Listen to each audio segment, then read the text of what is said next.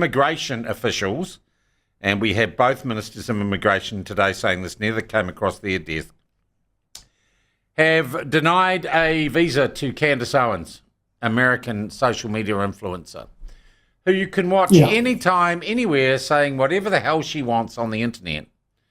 But we're not letting her come here because the Australians got all woke and wouldn't let her go to Australia.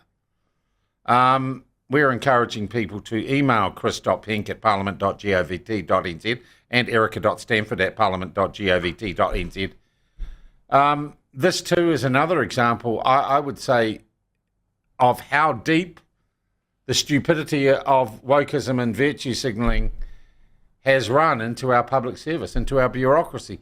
There is a lot of work to be done to stop this bad thinking. A few years ago on Twitter, it was common for people to say, oh, we're living in the stupidest possible timeline. Like, this is the stupidest possible response to all of it. I am no fan at all of Candace Owens. The bits that I've seen seem like Holocaust denialism. It's nuts. Nobody should be paying attention to it. But part of nobody paying attention to it is just ignore it. We've got a furore here that's being generated because it was possible for the government to deny the visa. Because it was possible for the government to deny the visa, some folks agitated for her to be banned. Other folks said, just on free speech merits, we shouldn't ban her. So the furore gets raised. She gets attention. She's the winner of it no matter what happens, because if she gets blocked, she'll be able to market her YouTube stuff to people in the US saying, look, the New Zealand government stopped me. You've got to support me in the fight for freedom. If she'd gotten in, she'd be able to say, hey, we won the fight against the New Zealand government. It's dumb on those grounds. It's also dumb on the grounds that we've effectively, as Graham Edgelers pointed out on Twitter, we've outsourced our immigration policy to other countries, right? So if some other country has said, well, we're not going to let this person in, then New Zealand says, okay, well, that's good enough for us. We're not going to let them in either.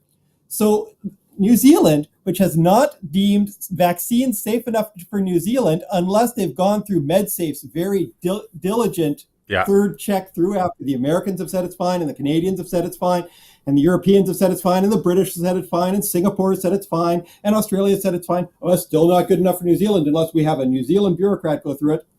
Well, if Australia's not letting her in, we're not letting her in either. But stupidest possible time. I mean, that would be like saying if Australia is going to buy a nuclear submarine, we'll buy one.